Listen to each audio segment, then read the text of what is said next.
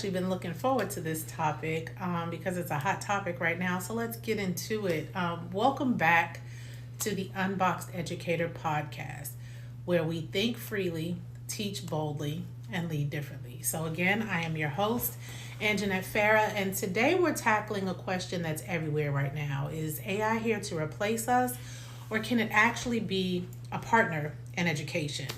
So this is a big conversation because whether we like it or not, AI is already shaping classrooms, schools, and workplaces. But here's the good news. We have a say in how this story unfolds. So let's get into it. So the first thing, let's just dive right in, the fear of replacement. And so we talk about the real anxiety educators fear about being replaced. So highlight examples when we think about other industries. So customer service roles replaced with chatbots. That was a study by McKinsey Global Institute back in 2023.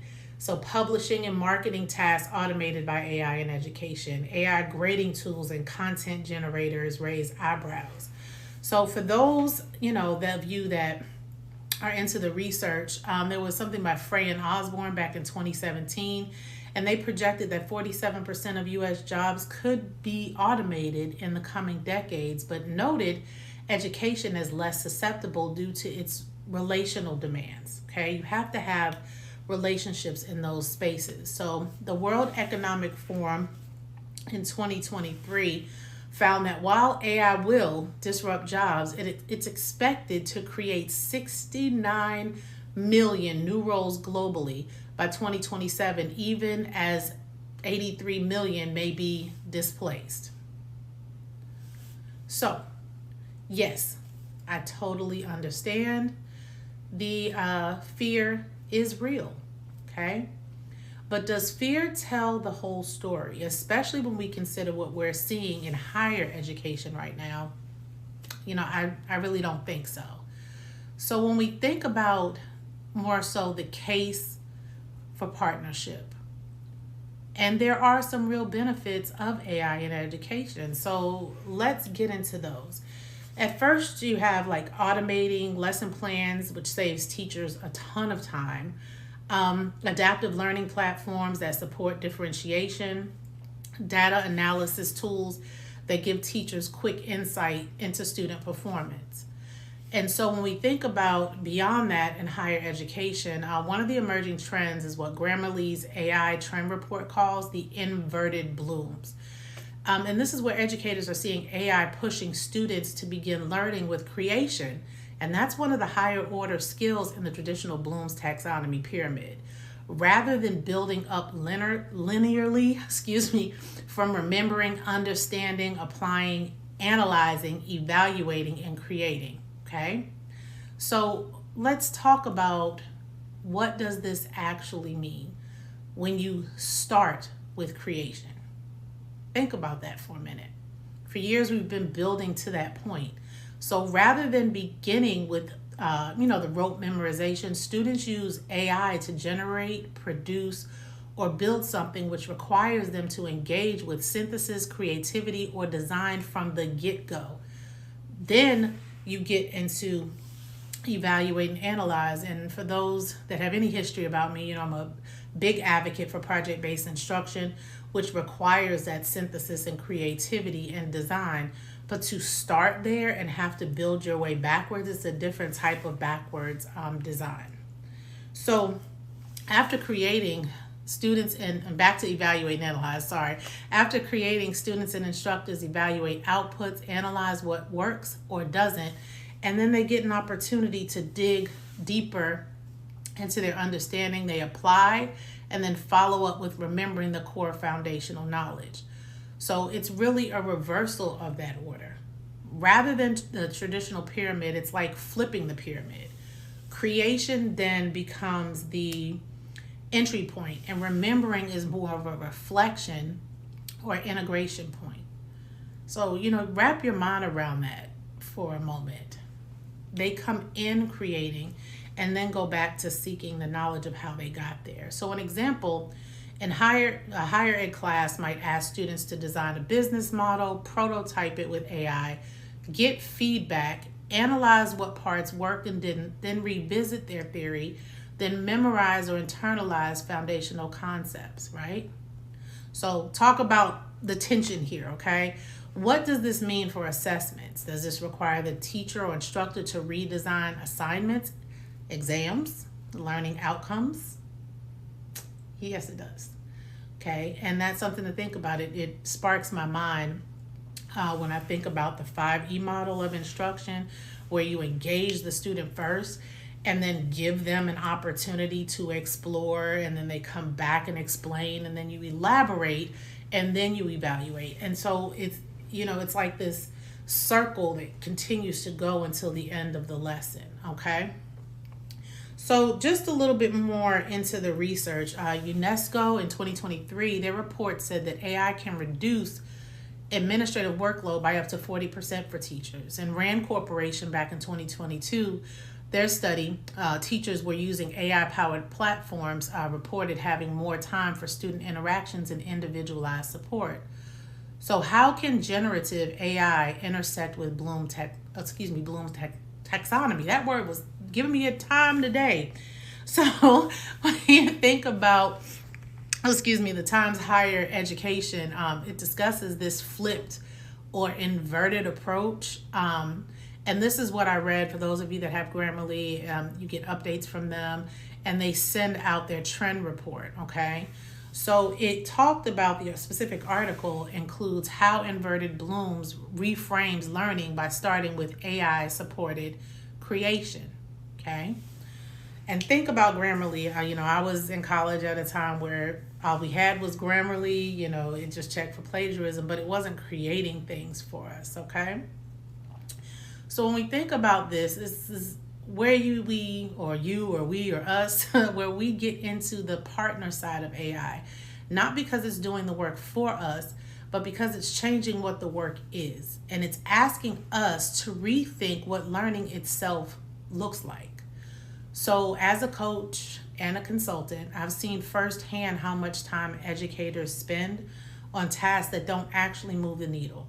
So AI in actuality can give us that time back. Time for relationships, creativity, and culture building. So where does that land us? What's our responsibility in this? Remember, AI is a tool. Whether it replaces or supports depends on leadership choices. So the danger is if schools see AI only as a cost saver, replacement becomes the story. The opportunity, so think about this. If schools see AI as a multiplier, it can elevate human capacity. Partnership also means being willing to redesign what learning outcomes look like, especially in higher education, to accommodate this inverted Bloom's idea, okay? It means trusting students earlier in the process to create, and then guiding them back through the analysis, application, understanding, and remembering. Emphasize that the shift does not mean neglecting foundational skills, remembering, understanding, but leveraging AI to bring them in later into a deeper context after students have done something meaningful with the creation, okay? So, there's always research out here to support these findings. The Brookings Institution in 2023 emphasizes human-in-the-loop systems where AI augments, but it doesn't replace educators. And for those that are in coaching, when we talk about teacher effectiveness, of course, you've heard of John Hattie. And so Hattie's visible learning, this is from 2009, factors like teacher clarity and feedback have huge impacts on student achievement. And so these are things AI can support but not replace, okay? So when you think about these things, you have to understand the responsibility is ours as educators, leaders, communities, to decide how AI shows up in our schools. Okay, what does that look like? How should it feel? And what are some practical applications and cautions that we need to take into consideration? So examples of responsible use, teachers using AI to draft lesson outlines, then infusing their own creativity. Leaders using AI for data dashboards, but not outsourcing coaching. Students using AI for practice, but paired with teacher guidance, okay?